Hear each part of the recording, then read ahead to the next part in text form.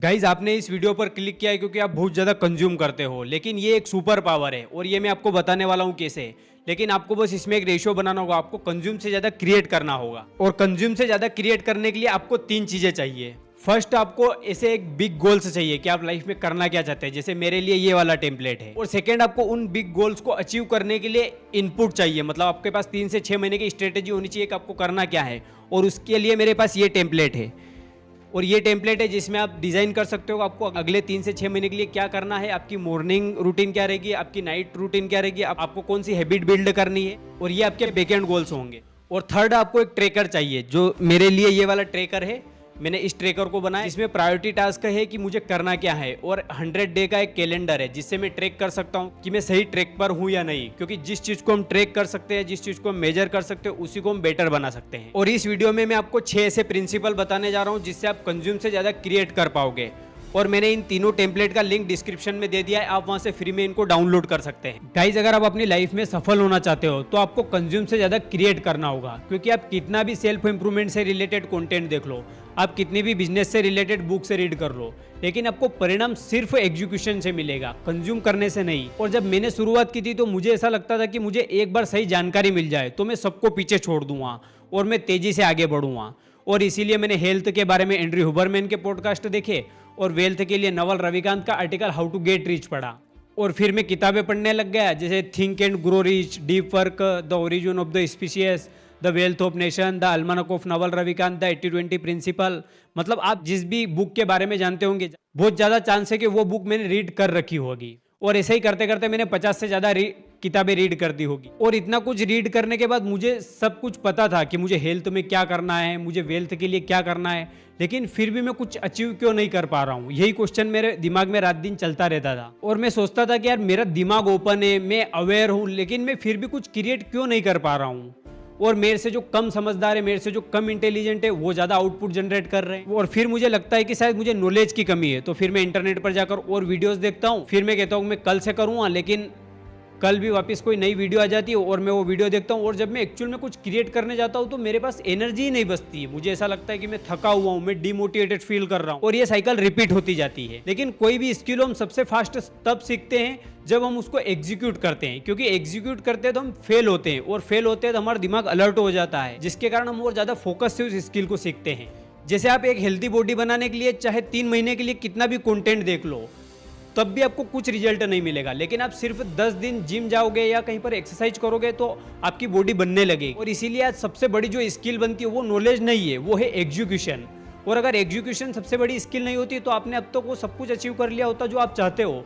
आपने अभी तक बॉडी बिल्ड कर ली होती, आपने अभी तक इनकम बिल्ड कर ली होती, और अगर आपने नहीं भी किया होता तब भी आप 99% लोगों से आगे निकल जाते, क्योंकि आपके पास डेटा होता कि क्या काम करता और क्या नहीं करता, जिससे आपको फ्यूचर में पता होता कि मैं अगले 3 महीने इस चीज पर दूंगा तो मैं सबसे ज्यादा तेजी से ग्रोथ करूंगा। और इसीलिए मुझे जेफ बेजोस का ये कोट बहुत पसंद आता है कि अगर आप लाइफ में, दरअसल व्यवसाय में सफल होना चाहते हो तो आपको कंज्यूम से ज्यादा क्रिएट करना होगा। और यह सही भी है, क्योंकि हमारे पास कितनी नॉलेज है, हम कितने इंटेलिजेंट है, इससे कोई फर्क नहीं पड़ता। दुनिया देखती है कि आपने प्रोड्यूस क्या किया, आपने क्रिएट क्या किया। और आपने अपने आसपास ऐसे लोगों को देखा होगा जो आपसे कम इंटेलिजेंट है, जो आपको लगता है कि यार इससे ज़्यादा नॉलेज तो मुझे है, लेकिन फिर भी वो आपसे आगे हैं, क्योंकि वो कुछ ना कुछ क्रिएट कर रहे हैं। और यही वो स्टेट होती है जब हम सबसे ज़्यादा स्ट्रेस में होते हैं। हम खुद से पूछते हैं कि यार मैं कुछ गलत तो नहीं कर रहा हूँ। लेकिन स्ट्रेस, सेल्फ डाउट, ये कभी भी हार्डवर्क करने से नहीं आता, ये कभी भी मेहनत करने से नहीं आता। ये आता है कि आप वो कर सकते हो लेकिन आप फिर भी नहीं कर रहे हो, आप बस सोच रहे हो। और इसी स्टेट में मैं 2 साल से भी ज्यादा समय के लिए रहा हूं। मतलब मैं कंटेंट कंज्यूम कर रहा हूं, मैं किताबें रीड कर रहा हूं, और मैंने वो टेम्पलेट भी आजमाए, मैंने प्रोडक्टिविटी टूल भी आजमाए, मैंने मॉर्निंग रूटीन भी आजमाए। लेकिन जिन सिद्धांतों ने मेरे लिए काम किया, और सिद्धांत कभी नहीं बदलते, और इसीलिए मैं आपको सिद्धांत बताने रहा हूं जिससे आप 8 घंटे का काम 4 घंटे में कर सकते हो। और साथ में एक टेम्पलेट देने वाला हूं जिसमें एक विजन बोर्ड होगा और एक ट्रैकिंग टूल होगा। तो चलिए फर्स्ट सिद्धांत को समझते हैं। तो फर्स्ट सिद्धांत है कि जब मानसिक एंट्रोपी सबसे कम हो तब अपना सर्वश्रेष्ठ काम करें। एंट्रोपी का मतलब होता है किसी प्रणाली में कितनी अव्यवस्था है उसका नाप, मतलब कोई चीज कितनी बिगड़ी हुई है। अपने बेडरूम की कल्पना कीजिए, साफ सुथरा और व्यवस्थित, ये लो एंट्रोपी का साइन है। लेकिन अगर आप उसे ऐसे ही छोड़ देते हैं तो धीरे धीरे अव्यवस्था बढ़ने लगती है। आपका रूम वापिस गंदा होने लगता है, कपड़े फ्लोर पर बिखर जाते हैं, कागज इधर उधर पड़े होते हैं। तो जो ये high entropy. Second law of thermodynamics कहता है कि कोई भी सिस्टम अगर उसे व्यवस्थित करने के लिए एनर्जी ना दी जाए तो वो धीरे धीरे ऑर्डर से डिसऑर्डर की तरफ चला जाता है। इसका मतलब हुआ कि समय के साथ हर चीज ऑर्डर से डिसऑर्डर की तरफ जाएगी। मतलब अगर आपकी बॉडी अभी फिट है और आप उसको फिट करने के लिए एफर्ट नहीं लगाते हो तो वो अनफिट हो जाएगी। अगर आपका व्यवसाय अभी सही चल रहा है लेकिन अगर आप उसको सिस्टम के जरिए इंप्रूव नहीं करते हो तो आपका व्यवसाय फेल हो जाएगा। तो अब इसी नियम को अपने दिमाग पर लगाओ। सुबह जब तुम उठते हो तो तुम्हारी मेंटल एंट्रोपी सबसे लो होती है। मतलब कोई कॉल्स नहीं, कोई प्रॉब्लम नहीं, कोई नोटिफिकेशन नहीं, कोई शोर नहीं। और यही वो समय होता है जब आप 8 घंटे का काम 4 घंटे में कर सकते हो और सबसे अपना हाई लेवरेज वर्क कर सकते हो। ऐसे काम जैसे राइटिंग, लर्निंग, डिसीजन मेकिंग, जिससे आपका ज्यादा से ज्यादा आउटपुट आए। और जैसे जैसे दिन बढ़ता है उसके साथ आपकी मेंटल एंट्रोपी बढ़ती है। ये कॉल्स, मैसेजेस, नोटिफिकेशन और अदर प्रॉब्लम्स, और इसके कारण आपकी मानसिक एंट्रोपी ऑर्डर से डिसऑर्डर की तरफ जाने लगती है। और इसीलिए शाम तक आते आते एनर्जी नहीं बचती है, हमें एग्जीक्यूशन करना मुश्किल लगता है। इसीलिए सबसे पहले सुबह कम से कम 2 घंटे अपने काम को दे, जो आपका सबसे हाई लेवरेज वर्क है। ये काम तुम दिन या रात में भी कर सकते हो, लेकिन सुबह का टाइम सबसे बेस्ट है क्योंकि तब एंट्रोपी लो होती है। और अगर लो एंट्रोपी के समय काम किया जाए तो आप 8 घंटे का काम 4 घंटे में कर सकते हो। लेकिन ये भी याद रखना कि चाहे लाइफ का कोई भी एरिया हो, वो समय के साथ ऑर्डर से डिसऑर्डर की तरफ जाएगा, क्योंकि ये एक सिद्धांत है। इसीलिए आपको रोज एफर्ट करना पड़ेगा उस चीज को वापस ट्रैक पर लाने के लिए। और इसी से सेकेंड प्रिंसिपल निकल कर आता है कि बिल्ड यूर मेंटल मसल्स। आप में से ज्यादातर लोगों के गोल्स क्लियर होंगे। आपको पता है कि मुझे स्टडी करना है, मुझे कोई कंटेंट बनाने के लिए रिसर्च करनी है, या कोई स्किल सीखनी है, या बुक से रीड करनी है। लेकिन जब भी आप पढ़ाई करने के लिए बैठते हो या कुछ भी सीखने के लिए बैठते हो तो आप थोड़ी देर बाद बोर होने लगते हो, आप कुछ कंज्यूम करने लगते हो या आपको कुछ दूसरा काम याद आ जाता है। तो आपके साथ ऐसा क्यों होता है?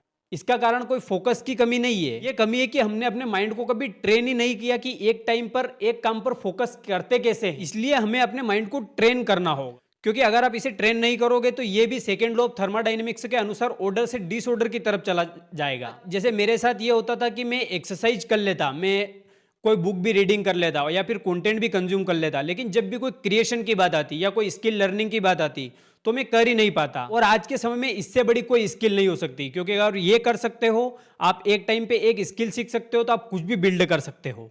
और इसको ट्रेन करने का एक ही तरीका है कि आप अवेयर होकर फिजिकली, मेंटली, इमोशनली हर तरह के काम करें। मतलब तरह आप एक्सरसाइज करते हो तो आपकी मसल्स में दर्द होता है, लेकिन आप फिर भी अवेयर होकर उस दर्द को सहन करते हो और अगले 2 से 3 महीने के लिए हर दिन एक्सरसाइज करते हो, जिससे आप पहले से ज़्यादा वेट उठा पाते हो।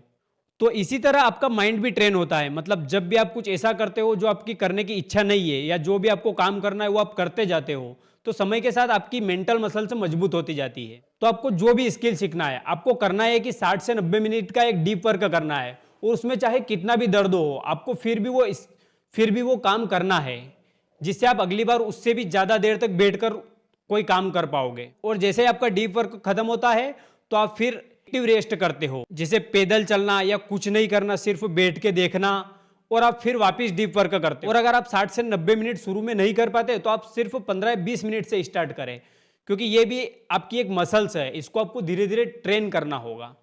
और इसको आपको तब करना है जब एंट्रोपी लो हो। और याद रखना, हमें रिजल्ट तब मिलते हैं जब हमें प्रोसेस से प्यार हो जाता है, मतलब हमें उस काम में मजा आता है। और डीप वर्क में यही होता है कि आप अपने काम से प्यार कर रहे हो, मतलब आपको काम से प्यार है, और अगर हमें प्रोसेस में मजा आ रहा है तो रिजल्ट तो मिलना ही मिलना है। और प्रिंसिपल नंबर 3 है सेट अ प्रायोरिटी। और इसकी शुरुआत में नवल के इस कोट से करना चाहूंगा। जीवन में मेरी पहली प्राथमिकता मेरी खुशी से ऊपर, मेरे परिवार से ऊपर, मेरे काम से ऊपर मेरा अपना स्वास्थ्य ही है। इसकी शुरुआत मेरे शारीरिक स्वास्थ्य से होती है, दूसरा यह मेरा मानसिक स्वास्थ्य है, तीसरे यह मेरा आध्यात्मिक स्वास्थ्य है, फिर यह मेरे परिवार का स्वास्थ्य है, फिर यह मेरे परिवार की भलाई है। उसके बाद मैं बाहर जा सकता हूँ और बाकी दुनिया के साथ जो भी करना चाहता हूँ कर सकता हूँ। नवल रविकांत। इस बात को समझो, चाहता तो हर कोई हर कुछ है। मतलब सभी चाहते हैं कि मेरे पास अच्छी हेल्थ हो, मेरे पास अच्छी वेल्थ हो, लेकिन कितने लोग इस पर डेली काम करते हैं? बहुत कम, क्योंकि उनकी प्रायोरिटी सेट नहीं होती है। क्योंकि अगर आपकी प्रायोरिटी हेल्थ होगी तो आप हर उस एडिक्शन या हर उस अर्जेस को ना कहोगे जिससे आपकी हेल्थ खराब होती है। कि अगर आपकी प्रायोरिटी है कि मुझे लाइफ में कुछ बड़ा करना है तो आप हर उस चीज को ना कह दोगे जो आपको बड़ा करने से रोक रही है। प्रायोरिटी सेट करने का मतलब है कि अपने काम को हाँ कहना और दूसरों के काम को ना कहना, और ये एक डिसीजन होता है। मतलब किसी ने आपसे कहा कि मेरा ये काम कर देगा, तो अगर आप उस काम को कर रहे हो मतलब आपकी कोई प्रायोरिटी सेट नहीं है। अगर आपकी प्रायोरिटी सेट होती तो आप पहले अपना काम करते। इस बात को याद रखो कि जब भी आप किसी दूसरे के काम के लिए हाँ कह रहे हो, इसका मतलब है कि आप अपने काम के लिए ना कह रहे हो। और अगर आप ही आपके काम को प्रायोरिटी नहीं देते हो तो लोग तो क्या ही देंगे फिर। इसीलिए सबसे पहले अपनी प्रायोरिटी सेट करें। अगर आपको वेल्थ बिल्ड करनी है, सबसे पहले कोई स्किल सीखे। अगर आपको बॉडी बनानी है तो सबसे पहले वर्कआउट करें। अब आता है principle 4, focus on high leverage work. ये सिद्धांत मुझे बहुत बाद में समझ आया, लेकिन इसके बिना आप कंज्यूम से ज्यादा क्रिएट नहीं कर सकते हो, क्योंकि ये एक ऐसा सिद्धांत है जो कि हार्ड वर्क को भी बीट कर देता है। इसका मैं एक एग्जांपल देता हूं। मान लीजिए कि दो टीचर है, एक है ए और सेकेंड है बी। दोनों की सेम एजुकेशन है, दोनों सेम कॉलेज से निकले हैं और दोनों ही किसी कॉलेज में पढ़ाते हैं। लेकिन ए टीचर सिर्फ कॉलेज में पढ़ाता है और साथ में कई बच्चों को कोचिंग भी पढ़ाता है। लेकिन बी टीचर क्या करता है कि जो भी वो कॉलेज में पढ़ाता है या कहीं कोचिंग में पढ़ाता है, उसको वो रिकॉर्ड करके सोशल मीडिया पर पोस्ट करता है। तो आपको क्या लगता है आने वाले 10 साल में कौन ज्यादा अपने इंपैक्ट को बढ़ा पाएगा, कौन ज्यादा कोर्सेज सेल कर पाएगा, किसके पास ज्यादा स्टूडेंट होंगे, कौन ज्यादा पैसा कमा सकता है? मान लीजिए कि B teacher daily social media पर पोस्ट करता है और आने वाले 5 साल बाद बी टीचर के 1 करोड़ स्टूडेंट हो जाते हैं। और अगर बी टीचर उन स्टूडेंट को 500 रुपए का भी कोई कोर्स सेल करे जिससे स्टूडेंट कुछ सीखे, और अगर कन्वर्जेशन रेट 3% भी हो तो 3 लाख इंटू 500 ये 15 करोड़ रुपए होंगे। और अगर ये टीचर हर 6 महीने में भी ऐसा करे तो भी चाहे ए टीचर कितना भी हार्ड वर्क कर ले, वो इतना अचीव नहीं कर पाएगा, क्योंकि बी टीचर ने मीडिया लेवरेज का यूज किया है और फिर वो किसी सॉफ्टवेयर का यूज करके, मतलब कोड लेवरेज और फिर लेबर लेवरेज और कैपिटल लेवरेज का यूज करके अपने इंपैक्ट को बहुत ज्यादा बढ़ा सकता है। लेवरेज का मतलब होता है कि कम प्रयास में ज्यादा आउटपुट जनरेट करना या सेम प्रयास में ज्यादा से ज्यादा आउटपुट जनरेट करना। और अगर आपको कंज्यूम से ज्यादा क्रिएट करना है तो आपको लेवरेज का यूज करना होगा। और लाइफ में तेजी से बढ़ने का एक ही तरीका है कि आप वहां पर मेहनत करें जहां से आपके प्रयास 100 गुना या 1000 गुना ज्यादा हो जाए, क्योंकि ये हो गया तो आप 10 साल में 10,000 साल का काम कर लेंगे। और जिसने भी कुछ बड़ा किया है उसने लेवरेज का यूज किया ही है। तो इस सिद्धांत को हल्के में मत ले, ये बहुत पावरफुल सिद्धांत है और इसको समझने के लिए हम विकसित नहीं हुए। लेकिन मैं गारंटी देता हूं अगर आप इसको अप्लाई करते हैं तो आप उन 99% लोगों से आगे निकल सकते हैं जिन्होंने अपनी लाइफ में कुछ बड़ा नहीं किया है। क्योंकि आगे बढ़ने का ये तरीका नहीं है कि हम ज्यादा काम करें, आगे बढ़ने का तरीका है कि हम 2 से 3 ऐसे काम करें जिससे हम ज्यादा से ज्यादा आउटपुट जनरेट कर पाए। क्योंकि हमारी टाइम और एनर्जी तो सेम ही है, हमें उसी टाइम और एनर्जी में कुछ ऐसा करना है जिससे हमारे प्रयास बहुत ज्यादा बढ़ जाए, और वो सिर्फ लेवरेज के माध्यम से पॉसिबल है। अब आते हैं हम प्रिंसिपल नंबर 5 पर, work again and again, consistency creates compounding. इसकी शुरुआत में नवल रविकांत और अल्बर्ट आइंस्टाइन के कोट से करूंगा। जीवन में मिलने वाले सभी लाभ चक्रवर्ती ब्याज से प्राप्त होते हैं, पैसा, रिश्ते, आदत व महत्व के हर चीज। नवल रविकांत। चक्रवर्ती ब्याज दुनिया का 8वां अजूबा है। जो इसे समझता है वह इसका लाभ उठाता है, जो इसे नहीं समझता है वह इसका भुगतान करता है। Albert Einstein. हर बार जब आप कंसिस्टेंसी ब्रेक करते हो तो आपको जीरो से स्टार्ट करना पड़ता है, जिसके कारण आपके काम में कभी कंपाउंडिंग एड ही नहीं हो पाती है। लेकिन कब कंसिस्टेंसी से मोमेंटम बिल्ड होकर चीजें कंपाउंड हो जाती है और हमें एक्सपोनेंशियली ग्रोथ करते हैं, ये हमें पता ही नहीं होता है। इसीलिए अल्बर्ट आइंस्टाइन ने इसे 8वां अजूबा कहा है। और ये एक फाउंडेशनल स्किल है, मतलब आप कुछ भी करोगे तो आपको कंसिस्टेंसी तो चाहिए ही चाहिए। चाहे आपको दुनिया भर का ज्ञान हो, अगर आप में कंसिस्टेंसी नहीं है तो आप कुछ भी बिल्ड नहीं कर सकते। इसीलिए अपनी लाइफ को अपने अनुसार पहले डिजाइन करें कि आपको करना क्या है, उसके बाद ही डेली एग्जीक्यूशन करें। क्योंकि कब कंसिस्टेंसी से मोमेंटम बिल्ड होकर कंपाउंडिंग ऐड हो जाएगी आपको नहीं पता। और अगर आपको अभी नहीं पता कि मैं क्या करूं तो आप सिर्फ बॉडी और माइंड बिल्ड करो। आप एक फाउंडेशनल स्किल सीख सकते हो, जैसे राइटिंग, डिजाइन, मार्केटिंग, सेल। चाहे आप कोई भी स्किल सीखो लेकिन उसको डेली एग्जीक्यूट करो, इससे आपको कोई भी बीट नहीं कर पाएगा। और अगर आपने ऊपर के सारे स्टेप समझ लिए हैं, आपने mental muscles, mental entropy, high leverage work सबको समझ लिया है, आपने अपनी प्रायोरिटी भी सेट कर ली है, लेकिन आप सिर्फ कंसिस्टेंस ना रहने से अपनी लाइफ में कभी भी वो अचीव नहीं कर पाओगे जो आप करना चाहते हैं। प्रिंसिपल नंबर 6 ये है the 80-20 principle. Create 80% and consume 20%। Life के ज्यादातर एरिया में 80-20 प्रिंसिपल लागू होता है। 20% ऐसी कंपाउंड एक्सरसाइज है जिससे आपकी 80% बॉडी बन जाती है। 20% ऐसे लोग हैं जिनके पास 80% वेल्थ है। 20% आपके ऐसे दोस्त होते हैं जिनसे आप 80% मिलते हो। इसी तरह आपको कंज्यूम और क्रिएशन में वो देखना है कि वो कौन सा 20% कंज्यूम करना है जिससे आप 80% क्रिएट कर पाओ। जैसे आप रीडिंग करते हो या कुछ वीडियो कंज्यूम करते हो तो आपको बहुत सारे विचार आते हैं और आपको लगता है कि मैं कुछ भी कर सकता हूं। लेकिन जैसे ही आप कंज्यूम करना बंद कर देते हो, आपको सेल्फ डाउट होता है कि मैं सही भी कर रहा हूं या नहीं।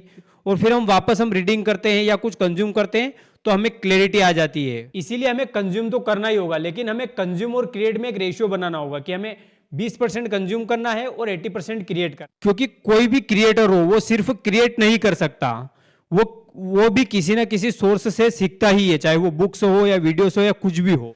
कोई भी राइटर हो सिर्फ राइटिंग नहीं कर सकता, उसको ज्यादा से ज्यादा किताबें पढ़नी होगी, आर्टिकल पढ़ने होंगे, तभी वो राइटिंग कर सकता है।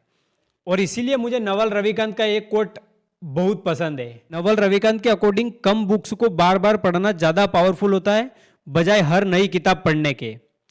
उदाहरण के लिए किसी भी बिजनेस रिलेटेड पुस्तक को पढ़ने के बजाय आप एडम स्मिथ की द वेल्थ ऑफ नेशन पढ़े। आज लिखी गई कोई भी जीव विज्ञान या विकासवाद की किसी भी पुस्तक को पढ़ने के बजाय मैं डार्विन की origin of the species book पढ़ना पसंद करूंगा। अभी किसी उन्नत स्तर की जैव प्रौद्योगिकी की पुस्तक पढ़ने के बजाय मैं वॉटसन और क्रिक की the eighth day of creation पढ़ना पसंद करूंगा।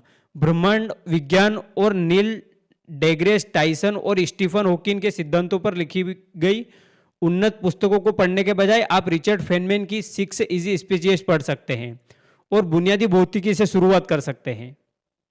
क्योंकि आप सारी बुक्स नहीं पढ़ सकते, इस दुनिया में बहुत सारी बुक है, आप कितनी बुक्स पढ़ोगे, आप कितना कंटेंट कंज्यूम करोगे। सिर्फ फंडामेंटल की जरूरत है।